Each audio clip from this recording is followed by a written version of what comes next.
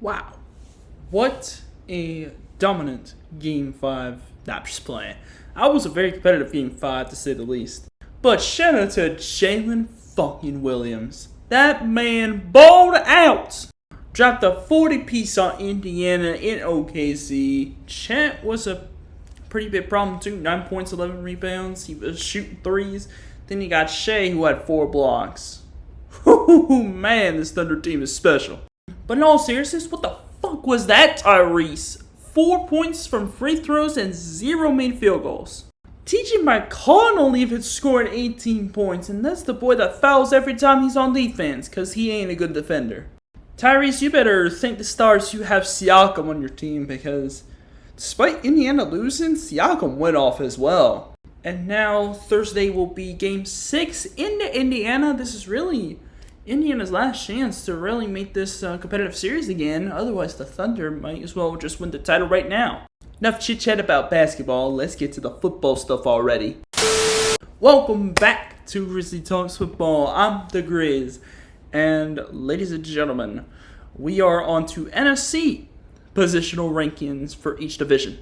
Y'all remember the AFC one, which is, oh boy, 53 minutes. I'll try to make this as short as possible as well, but before that happens, if you are still looking for the entire playlist or the entire season, I'll make sure to leave that playlist in the description. Link to it, be able to click on it. You'll be able to find every episode out there so you can catch up on it. You'll also have it for future episodes. Don't forget to hit the red subscribe button and hit the notification bell so you don't miss a single one of my videos.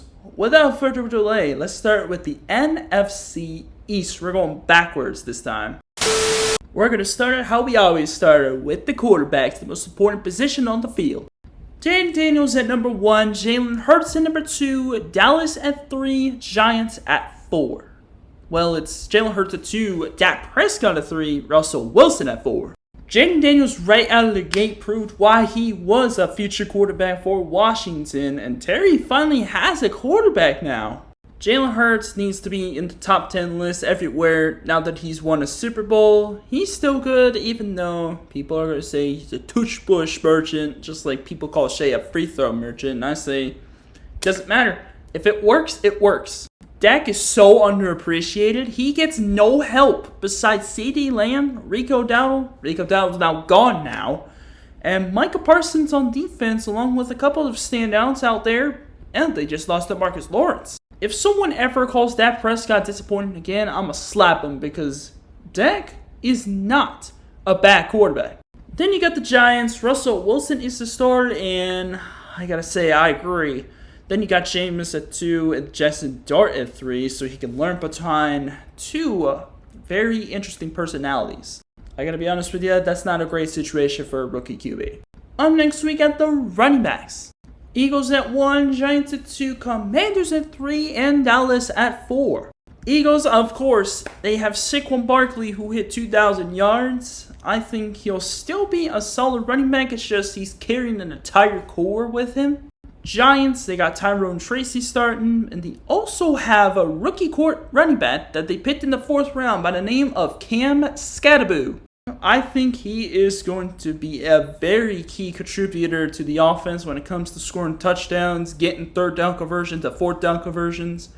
I think he's going to be the go-to guy when it comes down to those situations. Washington, they have Austin Eckler, they got Brian Robinson, McNichols as well, and I think Rodriguez as well. They got some solid contributors, even though some of them, a lot of casual fans don't know who they are.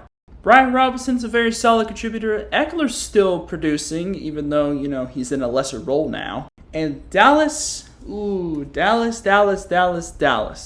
Signed 2 running backs that did not have great years, Miles Sanders and Javonte Williams.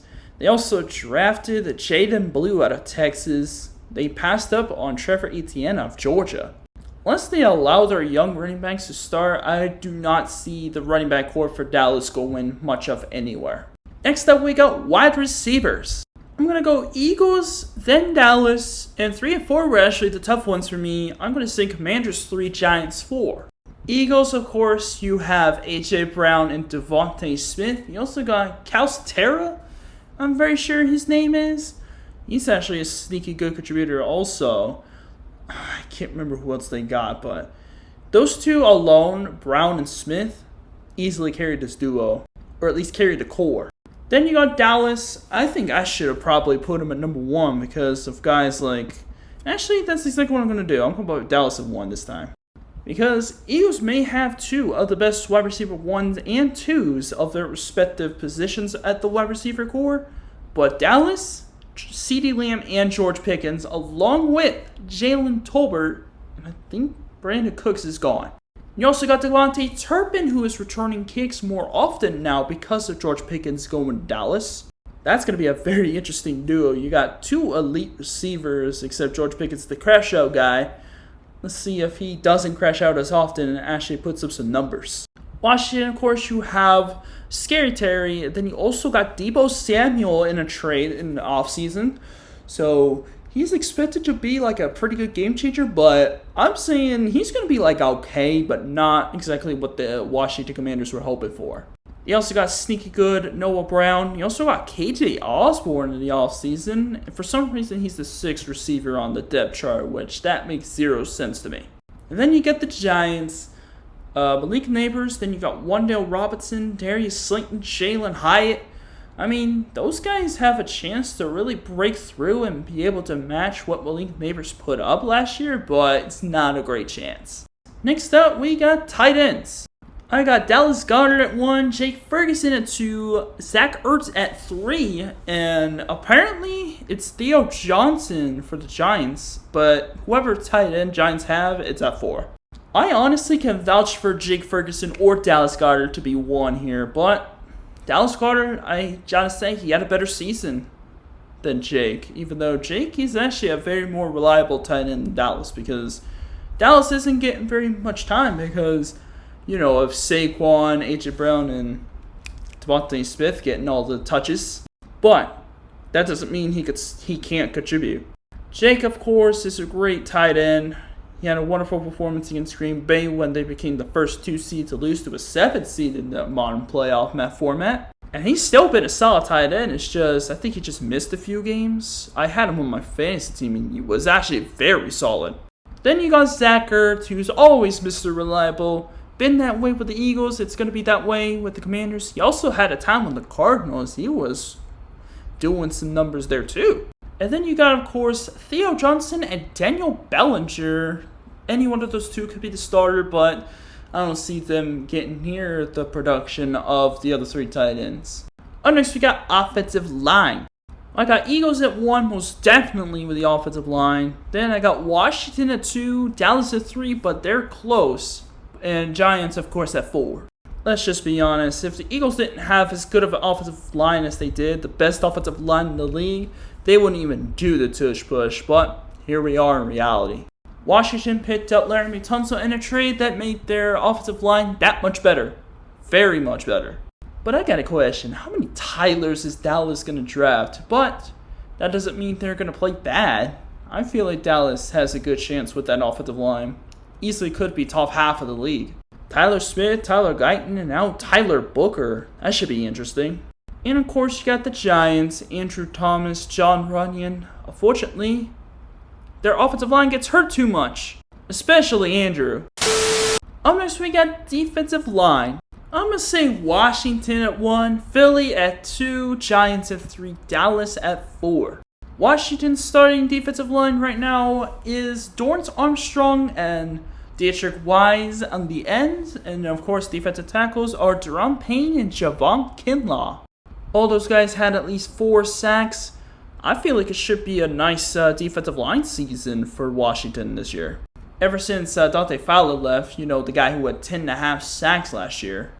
Guess who got him? Dallas, who is last right now. Dante Fowler's a great player, but then there's everybody else. Eagles, of course, have Jalen Carter and Jordan Davis. Jordan Davis hasn't really seen much action because, there was a guy by the name of Milton Williams who was wrecking havoc, and then he went to New England. So the new left defensive end for the retiree Brandon Graham is now, what's his name? Moro Ojomo. He's a Texas boy. He's 23. I'm excited to see what he can do. Giants, of course, have Dexter Lawrence, who's a huge standout, and then there are the defensive ends, who only had 2 sacks each last year. Next up, we got the linebackers.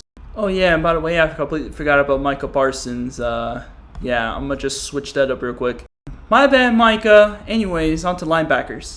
Eagles are at 1, Washington at 2, Giants at 3, Dallas at number 4. Eagles no doubt have the best linebacker core probably in the NFC. I mean, come on. You got Zach Bond, who was a Pro Bowler. You got Nakobe Dean returning. You got Nolan Smith returning. You also got Azeez Ojulari. I'm very sure y'all signed a free agency. I mean, can it really get any better than that?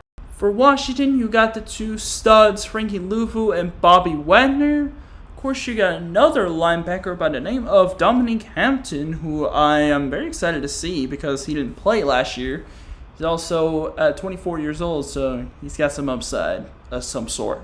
For the Giants, you got 3rd overall pick in the draft, Abdul Carter. You got Bobby Okereke, who's a beast. You got Brian Burns, who had 8.5 sacks last year. He wasn't completely awful, but not great either. And there's also Micah McFadden, who should be a pretty big piece in that defense. For Dallas, you got DeMarvion Overshown. I'm not sure how long he's going to be out. He might miss the first half of the season. He's listed as a starter. You got Kenneth Murray, who had a solid season, but Jack Sanborn, I'm not so sure about him. Next, we're moving on to secondary, starting with corners. I'm going to say Eagles at 1, Dallas at 2, Giants at 3, Washington at 4. Eagles, of course, you got Quinyon Mitchell, and you got Cooper DeJean. Darius Slay left for Pittsburgh, so it's not that bad of a deal, though. You still got 2 great starting cornerbacks in Quinyon Mitchell and Cooper DeJean. For Dallas, you got Trayvon Diggs still, and you got Deron Bland. I know Trayvon Diggs got the injury bug. Deron Bland missed a few games, but still studs when healthy. For the Giants, they just recently signed Paulson Adebo from New Orleans. He should be able to help that defensive core quite a bit. And pretty close behind is the Commanders, who had Marshawn Lattimore from a trade last year, but they also got Mike Sainristil, who is, I think he's solid. Marshawn didn't exactly play great in his time with Washington, but he should improve at some point. You also got Sainristil, who is actually pretty good. Yeah, I just checked. He actually had a solid year. Next up, we got safeties. Rarely do we see the Giants get in first place here, but I think the Giants safety core is going to be the best one, followed closely by Dallas, then closely by Philadelphia, and then Washington at last. Like I said before, Javon Holland is out there in I believe it was in free agency. I can't remember if it was a trade or a signing, but he pairs himself alongside Tyler Nubin. That should be a pretty fire duo. For Dallas, you got Donovan Smith, along with his duo partner by the name of Malik Hooker. Those are 2 solid safeties as well. For Philadelphia, there's Reed Blankenship on that Super Bowl Philadelphia team. He's a very good safety. And then you got rookie Andrew Mukaba, who is going to be a rookie starting in. He should be doing pretty fine. And of course, for the Commanders, you got Quan Martin and Will Harris. Don't know too much about them, but maybe there could be some sleepers. And finally, we have the head coaches. Dan Quinn is easily the best head coach of the 4. Then you got Nick Sirianni, then Brian Daboll, then Brian Schottenheimer.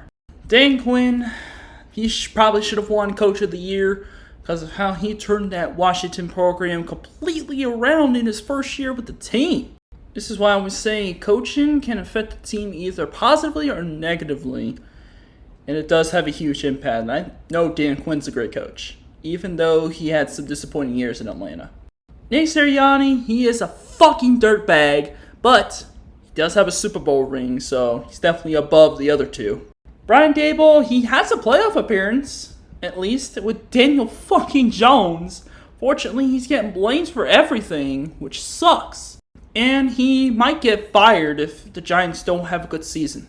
And then, of course, you got Brian Schottenheimer, easily, in my opinion, one of the worst hires of the free agency period this year. Just classic Jerry Jones, get a coach that has not been a head coach, and for good reason. You really fired Mike McCarthy to get Brian Schottenheimer? Are you fucking serious?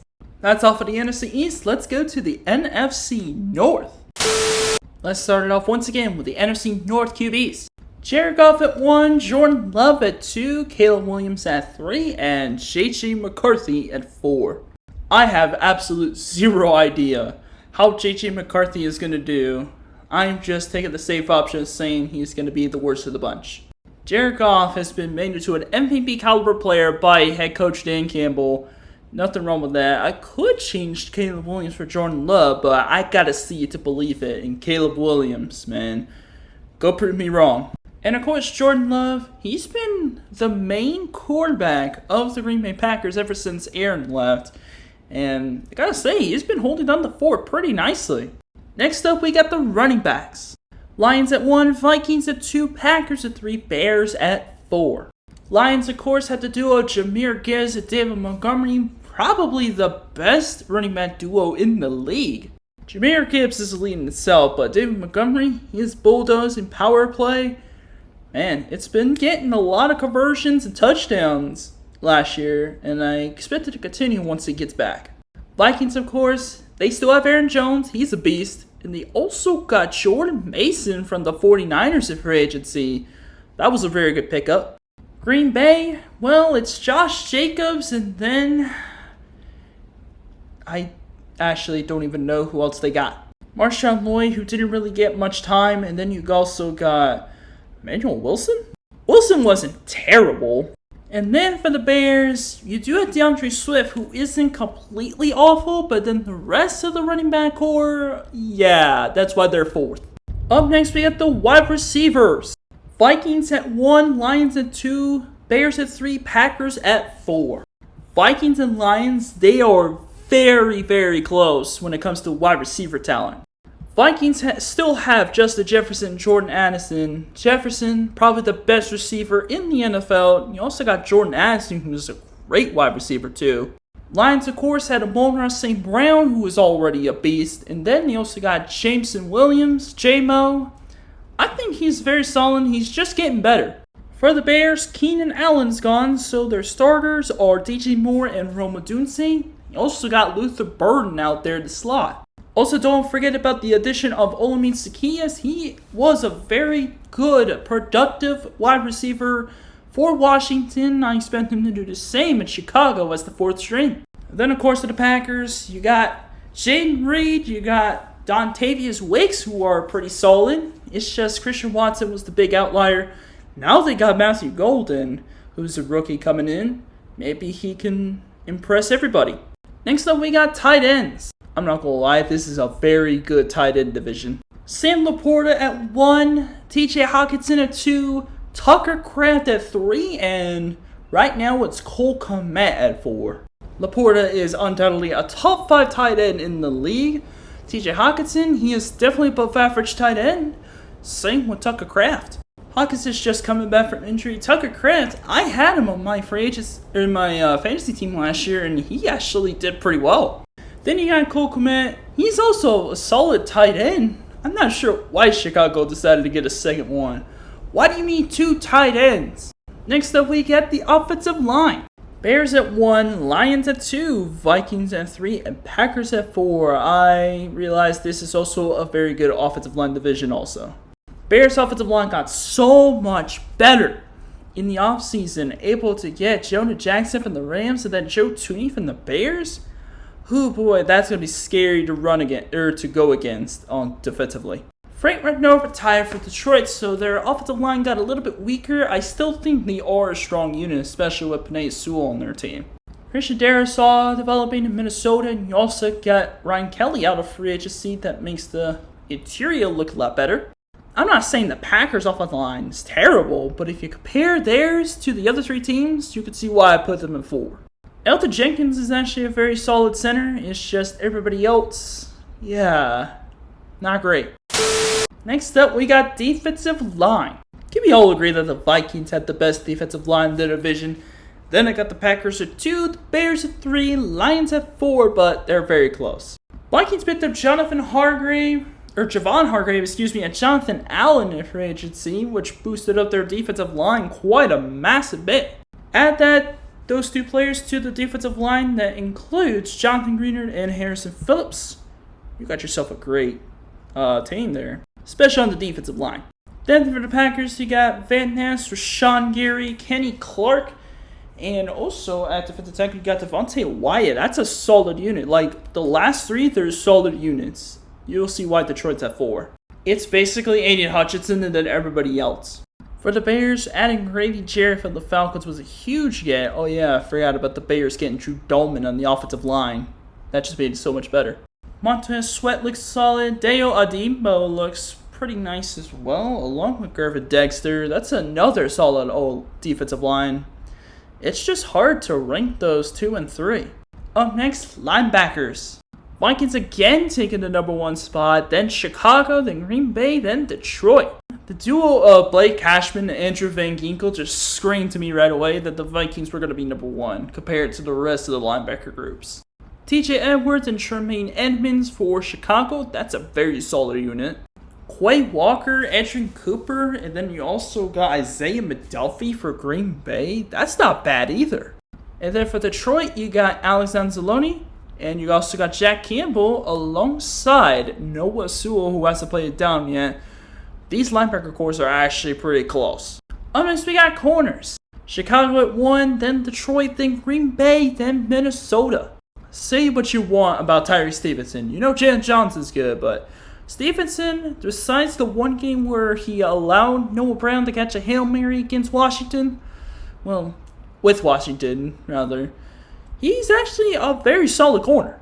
Then for the Lions, you got Terran Arnold and DJ Reed. DJ Reed was a very solid addition to the Detroit secondary. Terran Arnold isn't terrible, but he wasn't great as the first rounder that Detroit was hoping to get. For the Packers, releasing Jair Alexander was actually quite surprising. He actually got released like a few weeks ago, I think. But I understand they're trying to get rid of Cap. Jair wasn't really going anywhere. They wanted to make sure he got on a good team where he can play his best. But other than that, Carrington Valentine and Kyshawn Nixon, not terrible defensive backs.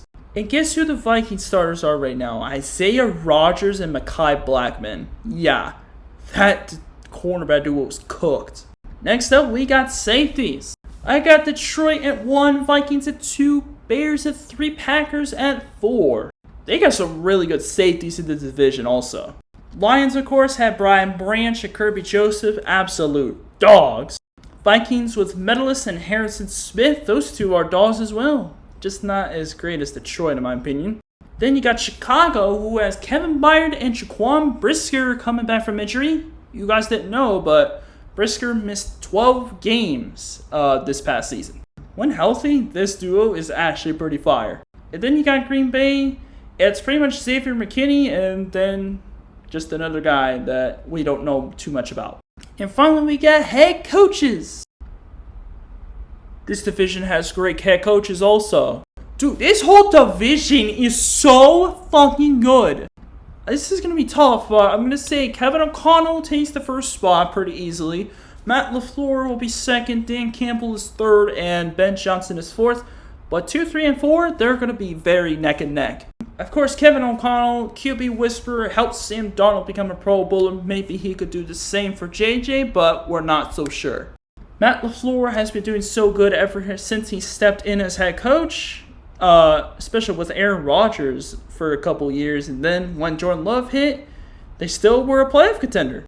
Dan Campbell is also a good coach, but without his coordinators, it's going to be interesting to see how well he's going to be able to coach the team. And then, of course, Ben Johnson. I feel like he is actually going to be a pretty decent head coach, especially with how he may improve Caleb Williams' passing ability. And the fact that he was able to improve the offensive line, that's impressive too. That's all for the NFC North. Let's go to my division, the NFC South. NFC South, let's start with the quarterbacks. It's basically Baker Mayfield and everyone else. Every other starting QB is either in their second year or is a rookie. Right now, I feel like Baker Mayfield is at 1, then he got Penix at 2. I still believe in him. Bryce Young at 3. He's proven to be actually quite improved since the first year. And then Tyler Shock at 4.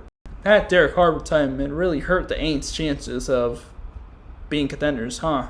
Baker Mayfield's going to be elite. I'm sure hoping Michael Penix becomes elite, especially with the talent all around him.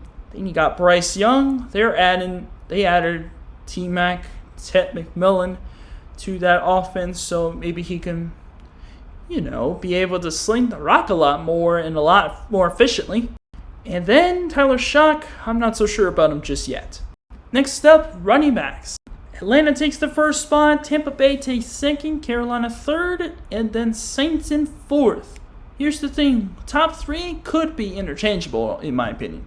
Atlanta, of course, you have Bijan and Tyler Algier, a 1-2 punch. Probably either a top 3 or top 2 running back unit in the entire league.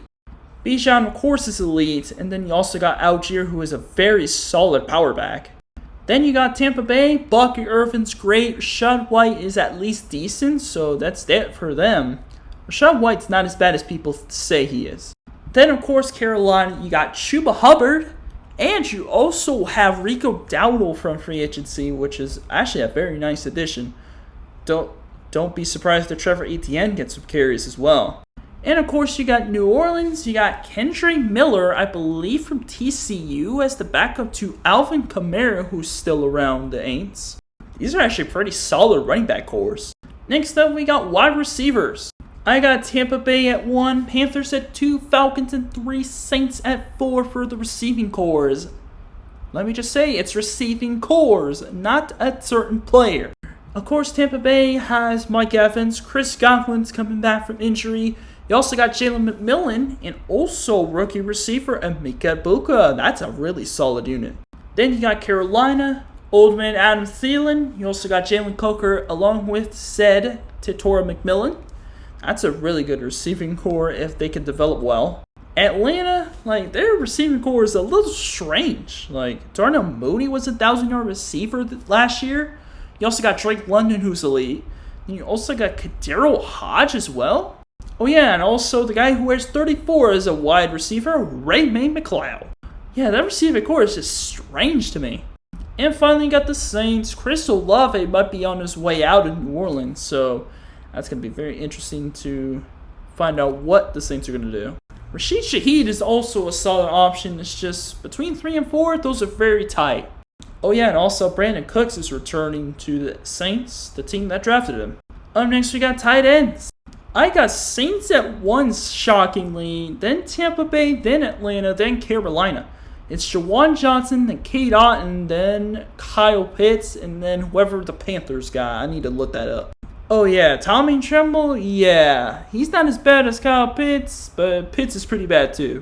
Or rather, Kyle Pitts isn't exactly getting the ball that much because he's being double-teamed and he's also not completing as many receptions as he usually does. But of course, you got Jawan Johnson, Foster Moreau, I'm very sure, but you also got Mormon Missile, who can also play quarterback. Really for QB run plays. Then you got Cade Otton from Tampa Bay, who is actually a very solid tight end, I will admit that.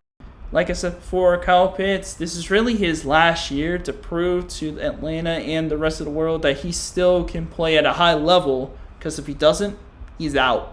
Next up, we got offensive line. I got Tampa Bay at 1, Tristan Wirfs leading the way, but they have an elite offensive line all around. Then I got Atlanta, they got at least an above average offensive line. Then you got the Panthers and Saints bringing up the rear. Their offensive lines are pretty bad. I just switched it up a little bit. Saints are at 3. I saw they drafted offensive lineman Kelvin Banks in the first round, and then Carolina is also dead last. Have you seen their offensive line, the Panthers? That's horrid. Ike and McConkle do not pan out too well, and they really just got decent starters at offensive linemen. Not the best at all. I am pretty high on Kelvin Banks, though, for New Orleans. Next up, defensive line. I know I turned the light on because it's getting dark now at the time of recording this. But anyways, I got Tampa Bay at 1, Saints at 2, Falcons at 3, Panthers at 4. Kalijah Kancey, amazing. Vita Vea, amazing. Man, that defensive line is the best in the division, and I gotta be honest, it's not even close. At least the Saints put up a challenge, especially with guys like Cam Jordan and Brian Bresee. Saunders and Gotchow are actually pretty solid contributors on the defensive line as well. Falcons' defensive line starters are this. Morgan Fox, David Onyemata, and Rookie Ohohoro. Yeah, pretty bad. I do hope Rookie has a breakout year. Onyemata could surprise some people. Morgan Fox could do the same. We just never know. And for Carolina, you got Tershawn Wharton, who was actually solid. Derrick Brown, unfortunately, got injured. So that defensive line is pretty bad. Let's just move on to linebackers. This is a bit of a hot take, but I think the Saints are going to be at 1 for linebackers, Tampa Bay at 2, Carolina at 3, and Atlanta at 4. Linebacker core for New Orleans, it's Pete Werner, Demario Davis, Carl Granderson, and Chase Young. That is a really solid core. Tampa Bay has Yaya Diaby, Levante David. Hassan Reddick looks like a good addition. Maybe Hassan Reddick can turn that team into the best unit in the division, at least the linebackers. For Carolina, they have Josie Jewell. They have DJ Wonnum, who's pretty solid. Nick Skirton, who's also a pretty solid one. But they also got Christian Roseboom in free agency. I think that's a pretty good get. And of course, we got Atlanta. Caden Ellis. You got Devine Diablo, for some reason, starting over Troy. Troy, I thought, was great. Then you also got Jalen Walker starting as rookie. And, yeah, Leonard Floyd. I would have loved for James Pierce to start, but right now, Floyd is starting at left outside linebacker. So until James Pierce starts, I have to say Falcons have the worst linebacker core right now in the division. Next up, cornerbacks. I'm going to say Tampa Bay at 1, Panthers at 2, Falcons at 3, Saints at 4. Tampa Bay has Zion McCollum and Jamel Dean, a very solid duo in its own right. For the Panthers, they got Mike Jackson, who had 17 pass deflections last year. They also got Jason Horn, who almost has as many, or at least passes defense. I keep saying pass deflections, but it's passes defense. That's what PD is. Falcons have A.J. Terrell, who is a former All-Pro. He is actually still an above-average corner. They also got Mike Hughes, who's pretty solid too, but I'd rather see Kobe Bryant instead, honestly. And finally, we got the Saints. Well, Alonzo, I can't remember his name. What was it again? Oh no, it was Alante Taylor. He was actually a very solid corner also for New Orleans. And then Adebo left, so now it's Kool-Aid McKinstry. That's going to be starting at left side of the secondary for New Orleans. I'm not too sure about him though. I gotta get through this quickly. Let's go to safeties.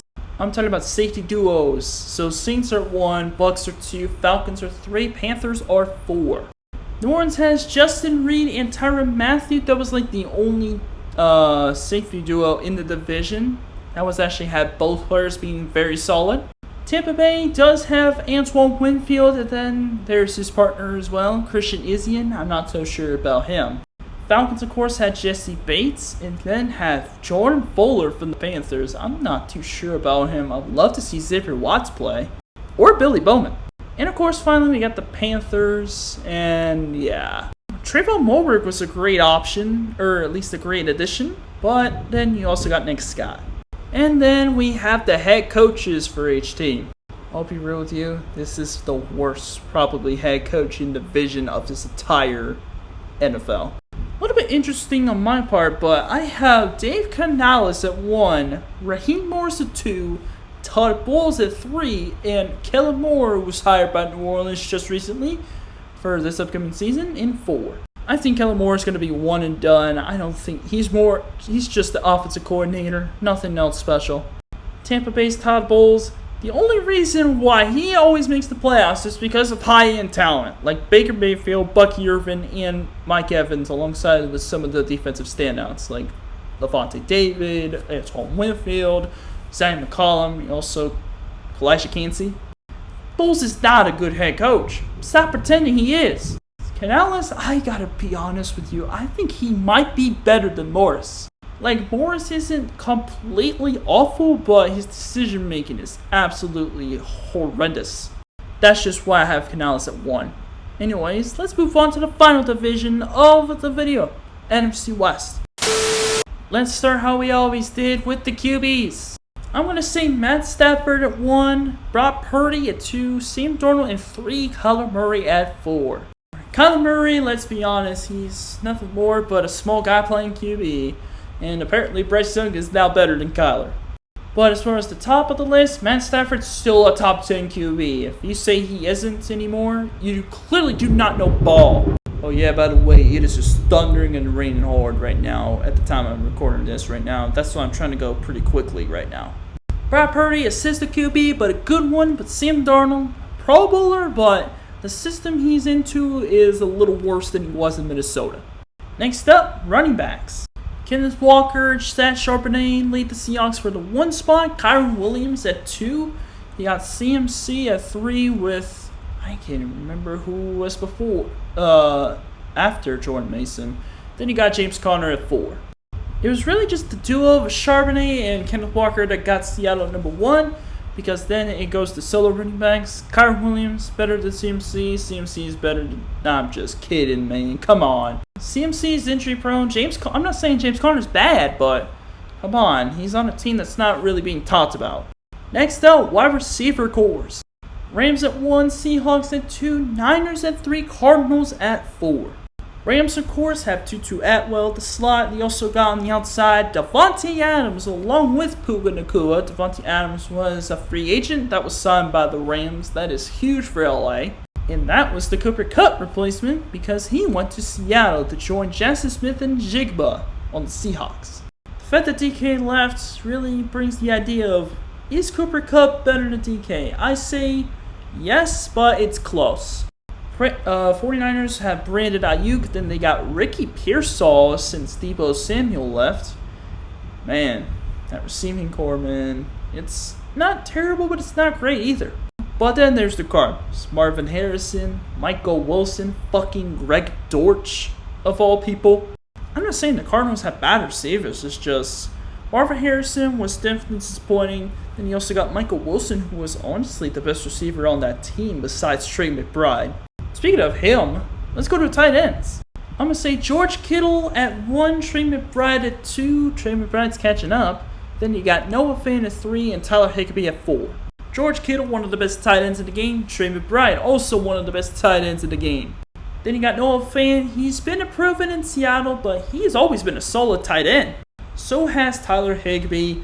But I only put one of them at 3 and one of them at 4, and I feel like Noah Fant is a little better than Tyler Higbee, and he's got quite a better chance of breaking through than Tyler Higbee does. Especially when you have to share the same receiving core as Davante Adams, Puka Nacua, and Tutu Atwell, along with the rushing game of Kyron Williams. Up next, we got offensive line. 49ers at 1, they are led by Trent Williams. They're still the best offensive line in the division, except offensive lines this year have really gotten weaker from last year. Rams lost Jonah Jackson, but they still have a pretty solid offensive line unit, I can't lie. Arizona, very underrated offensive line. I can't be real with you. Nobody really talks about the Cardinals that much. That's pretty much why. And of course, Seattle, they had probably one of the worst offensive lines as of like the past few years, and they're still going to continue on that trajectory, sadly. Next up, defensive line. I would really vouch for Rams or Seahawks defensive lines to be 1, but I'm going to say Rams by a little bit are going to be 1, edging out the Seahawks at 2, Niners at 3, but they are not that far behind. Then you got Arizona. Jared versus a linebacker, by the way, according to the depth chart, according to CBS Sports. So they got Braden Fisk, Byron Young, Kobe Turner. Those are very solid athletes on the defensive line. You also got Poona Ford as well. Seahawks with Leonard Williams, but with the addition of DeMarcus Lawrence, which should be a very nice addition. You also got Byron Murphy, who I believe is going to be a very good player for Seattle on the defensive line. Then for the 49ers, you got Nick Bosa out there. Their defensive line got weaker, not going to lie. Then you got the Cardinals. Josh Sweat was a very good addition. It's just Dalvin Tomlinson. Then you also got Walter Nolan starting at D tackle. It's just nobody knows how those guys are going to do either. Oh yeah, I forgot to mention, 49ers also have Michael Williams, a rookie out of Georgia. Next up, we got the linebackers. Of course, the linebacker core is significantly weaker than the defensive lines because that division is good for D-line. I got the Seahawks at 1, especially with DeMarcus Lawrence and Ernest Jones leading the way, along with Boye Mafe. 49ers, led by Fred Warner, who is an all-pro, best linebacker in the league, in my opinion.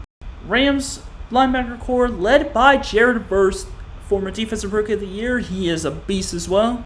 Then there's the Cardinals. This is their starting lineup for linebackers. Mack Wilson, Akeem Davis-Gaither, and Barrett Browning. Are people really going to get that off the top of their heads? I don't think so. Anyways, moving on to corners. This division is very weak at secondary. A little bit of a hot take, but I'm going to say Niners at 1 with Charles Lenoir, and then his guy on the other side. His name's Ronaldo Green, but he's a good pass defender. Then you got the Seahawks with Tariq Woolen, who is a beast, and then you also got Josh Joby. Not sure about him.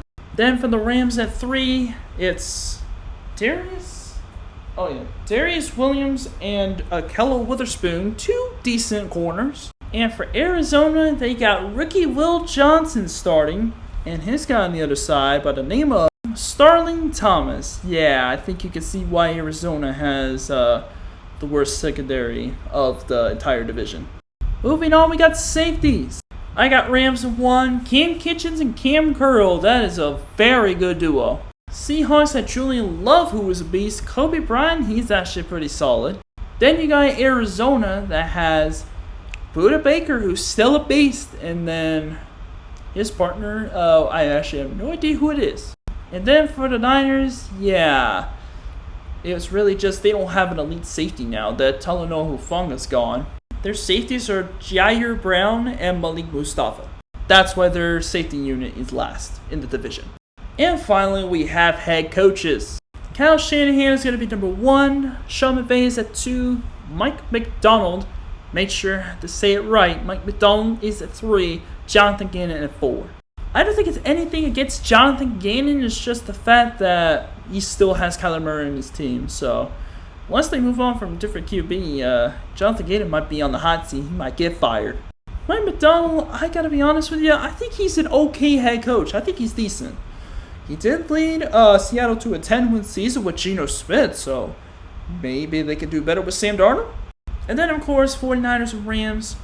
Coach Shanahan and Coach McVay, those can be either 1 or 2. I can vouch for any of them to be number 1. Those are really the top head coaches in the division. And that's going to do it for the NFC position rankings for 2025. That's also going to do it for this episode. If you enjoyed, make sure you give it a big thumbs up. Hit the notification bell so you don't miss a single one of my videos.